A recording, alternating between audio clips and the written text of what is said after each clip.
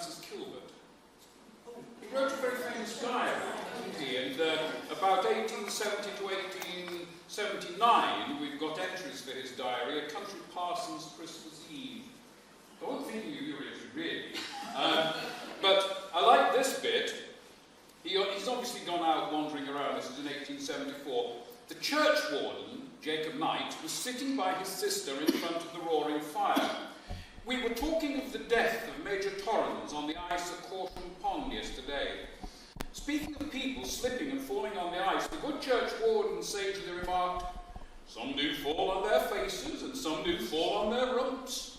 And these that do hold themselves uncommon stiff do most generally fall on their rumps." Which I rather like. Now, these are sort of little extracts from a book which was produced some years ago by Frank Muir and his wife, all sorts of entertaining bits and pieces. And I thought about you when I read this one. Again, it's another entry in his diary. Sunday, Christmas Day, 1870. As I lay awake, praying in the early morning, I thought I heard the sound of distant bells. It was an intense frost. I sat down in my bath upon a sheet of thick ice, which broke in the middle into large pieces, whilst sharp points and jagged edges stuck all round the side of the tub like chevaux de frise. Not particularly comforting to the naked thighs and loins, for the keen ice cut like broken glass. The ice water stung, and the keen ice cut like and scorched like fire.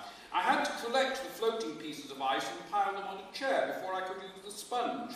Then I had to hold the sponge in my hand, for it was a mass of ice. The morning was most brilliant. I walked to Sunday school with Gibbons, and the roads sparkled with millions of rainbows, the 7 colours gleaming in every glittering point of hoarfrost. The church was very cold, in spite of 2 roaring stove fires. They really made them have something in those, didn't they? How many people put a Christmas tree up? Who's put their Christmas tree up? Christmas today is hardly complete without a Christmas tree. Take, or more legally, buy one small fir tree, preferably pre-sprayed to prevent all the needles falling off, shove into plastic bucket normally used for washing car, now decorated with a local paper sprayed silver and wrapped round it. Struggle for 3/4 of an hour trying to get the tree to stand upright in wet soil on loan from the kitchen garden. Spend the rest of Christmas Eve decorating the tree with gaudily coloured celluloid globes, 200 feet of electric flex, and enough coloured lights to eclipse Blackpool. Collapse tearfully into armchairs, the dogs, overexcited and having stolen the inside of the turkey, skate into the electric flex, fuse the lights, break the coloured balls, and fell the tree. Yeah, okay, I'll go to the wall here, there's some good extra. While you're doing that, how many of you know the poem called The Mistletoe Bough? It's a nice, cheerful Christmas poem, I'll just to leave you with something to brood on. The mistletoe hung in the castle hall, the holly branch shone on the old oak wall, and the baron's retainers were blithe and gay in keeping their Christmas holiday.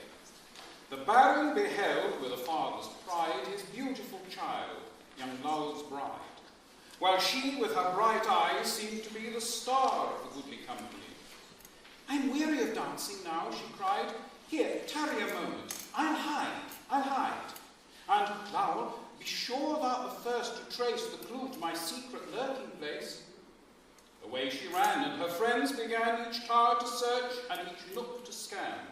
And young Lowell cried, "Oh, where dost thou hide? I'm lonesome without thee, my own dear bride." They sought her that night. They sought her next day. They sought her in vain when a week passed away. In the highest and lowest and loneliest spot, young Lowell sought wildly, but found her not. The years flew by, and their grief at last was told as a sorrowful tale long past. And when Lowell appeared, the children cried, "See, the old man weeps for his fairy bride." At length, an oak chest that had long lain hid was found in the castle. They raised the lid, and a skeleton form lay mouldering there in the bridal wreath of the lady fair. Oh, Most sad was her fate. In sportive jest she hid from her lord in the old oak chest. It closed with a spring. And dreadful doom, the bride lay clasped in her living